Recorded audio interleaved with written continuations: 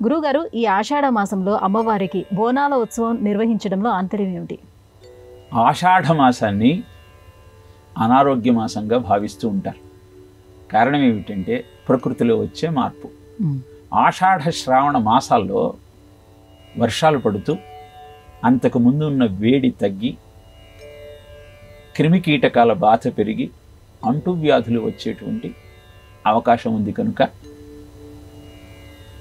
Plague, కలరా లాంటి వ్యాధులు ఒకప్పుడు సమాజాన్ని కుదిపివేస్తున్నటువంటి సమయంలో సామాజికంగా ఎలా ఈ ఉపద్రవం నుంచి బయటపడాలి అని ఆలోచన చేస్తూ ఒక ఉత్సవంగా అమ్మ ఆరాధనను చేయటం ప్రారంభించారు. అందరినీ కాపాడేది ఆ తల్లి. నిజానికి మనం బోనాలే కాదు, వసంత నవరాత్రి ఉత్సవాలు, శరద్ నవరాత్రి ఉత్సవాలు జరుపుకోవటంలో కూడా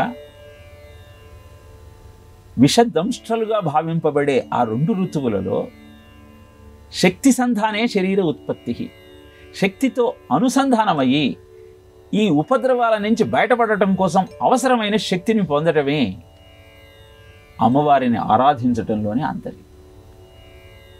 అదే కాకుండా 17వ శతాబ్దంలో హిందూ ధర్మం మీద జరుగుతున్న దాడిని తట్టుకోవటం కోసం ప్రజలలో ఐకమత్యాన్ని ఉత్పన్నం చేయాల్సిన అవసరం ఏర్పడింది. ఎప్పుడు అలాంటి ఉపద్రవం కలిగిన మనను కాపాడేది దైవమే. ఈ సత్యాన్ని గ్రహించిన సామాజిక స్పృహ కలిగిన మహానుభావులు ఇలా అంటువ్యాధులు రాకుండా అందరూ ఉత్సవంలో పాల్గొంటూ ఏ తల్లి అయితే మనకు రక్షణ కల్పించగలుగుతుందో ఆ తల్లిని ఆరాధిస్తూ ఆరోగ్యంగా, ఆనందంగా, ఐకమత్యంతో ఉండాలన్న భావనతో ఆషాఢ మాసంలో బోనాల ఉత్సవాన్ని జరుపుతూ ఉంటాం. మనం గమనిస్తే ఆ బోనాలలో ఉపయోగించేటువంటి వస్తువులు, పరికరాలన్నీ కూడా ఆరోగ్యాన్ని పెంపొందించేవి. పసుపు, వేపమండలు, సున్నం పూసిన కుండ, ఇలా ఇవన్నీ కూడా నీ ఆరోగ్యాన్ని పెంపొందిస్తూ ఐకమత్యాన్ని వృద్ధి చేస్తూ ఆనందంగా ఉండటానికి అవసరమైన సాధనా క్రమాన్ని అందరితో కలిపి ఆచరింపజేస్తూ సామాజిక జీవితం చక్కగా ఉండాలన్న తలంపుతో ఏర్పాటు చేసినవి.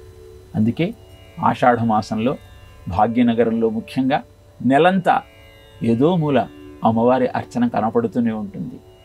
ఆ పోతరాజు నృత్యాలు, రంగం మీద అమ్మవారి ఆవహించటం వల్ల చెప్పేటువంటి అద్భుతమైన భవిష్యవాణులు, అందరూ కలిసి ఆ ప్రసాదాన్ని అమ్మవారికి అర్పిస్తూ అనంతరం ఆ తల్లిని కొలుస్తూ తమ జీవితం చల్లగా ఉండాలన్న భావనతో చేసేటువంటి ఉత్సవాలు ఈ ఆషాఢ మాసంలో మనకు కనపడుతూ ఉంటాయి.